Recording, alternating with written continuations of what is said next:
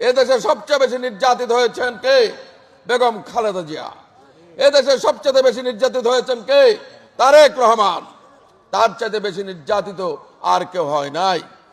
ভাইয়ের আমার, আজকে আমাদের ধৈর্য ধরতে হবে। আমাদের দলের ভিতরে, আমাদের দলের ছত্রছায়া থেকে একটি দল হাঁটি হাঁটি পা পা করে এইখানে এসেছেন। আজকে তারা আমাদের বিরুদ্ধে কথা বলেন, আজকে তারা বেগম খালেদা জিয়ার বিরুদ্ধে কথা বলেন, আজকে তারা তারেক রহমানের বিরুদ্ধে কথা বলেন। তারা বড় গলায় ইসলামের কথাও বলেন।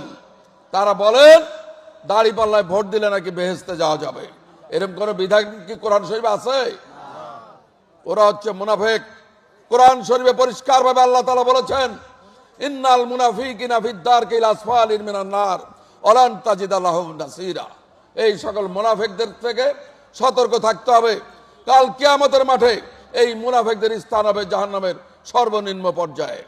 বন্ধুরা আমার, এই বলমারি মধুখালী আলফাডাঙ্গাতে প্রায় ৮০,০০০ থেকে ৯০,০০০ হিন্দু ভোটারের অবস্থান। আমরা চাই যে কোনো মূল্যে হিন্দুদের স্বার্থ রক্ষা করে, তাদের ব্যবসা বাণিজ্য করে, তাদের পূজা অর্চনা তারা করবে তাদের মতো করে। আমরা মুসলমানেরা সংখ্যাগরিষ্ঠ, আমরা চাইব হিন্দুর কোন অধিকারের উপরে কেউ যেন আঘাত না করে।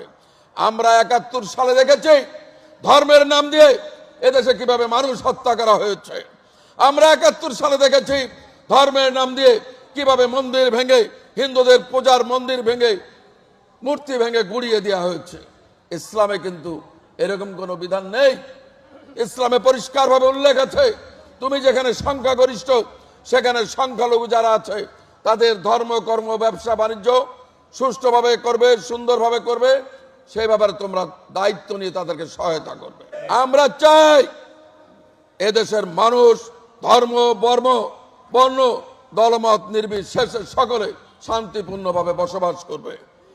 আওয়ামী লীগ যা করেছে আমরা বিএনপির পক্ষ থেকে সেই কাজটিকে সমর্থন করব না।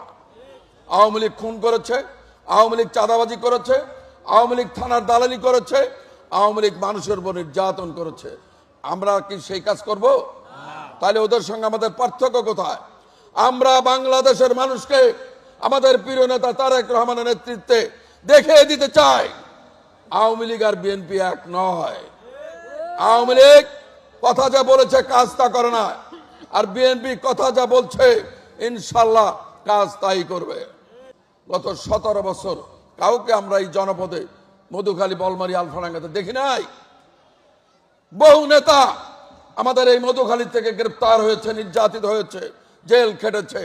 এই সকল ভাই বন্ধুরা কোনোদিন তাদের খোঁজও নেননি, জেলখানায় যাননি, থানায় যাননি, তার বাড়িতে খোঁজ নেননি, তার চিকিৎসার জন্য, তাকে কারামুক্তির জন্য 10টি টাকা দিয়ে সহায়তা করেননি। আজকে তারা দলবদ্ধ হয়েছেন। আষাঢ় মাসে মেঘ ডাকলে যেভাবে মাছ, কই মাছ এখন তো নাই, কই মাছ উজয় উঠতো না। আরে ভাই, ক্যান্ডিডেট আর ক্যান্ডিডেট ভরপুর। এত ক্যান্ডিডেটের ভিড়ে আসল ক্যান্ডিডেট ভাত পাইতেছে না, অত্যাচারিত হয়েছে, জেল খেটেছে। এখানে এই সারিতে যত নেতা দাঁড়িয়েছেন প্রত্যেকে জেল খেটেছেন, প্রত্যেকে পুলিশ দ্বারা নির্যাতিত হয়েছে। এরা যদি কেউ নমিনেশন চায় আমরা তাদেরকে সাধুবাদ জানাবো, স্যালুট জানাবো। কিন্তু ওরা কারা? যারা কোনদিন বিএনপি করে নাই, যারা বিএনপির দুর্দিনে বিএনপির পাশে দাঁড়ায় নাই, তারা বিএনপির নমিনেশন চায়। এটাকে আপনারা সহ্য করবেন? এদের থেকে হুঁশিয়ার থাকতে হবে। টাউট বাটপার খুব বেড়ে গেছে। টাউট বাটপারের দিন শেষ। তারেক রহমানের বাংলাদেশ।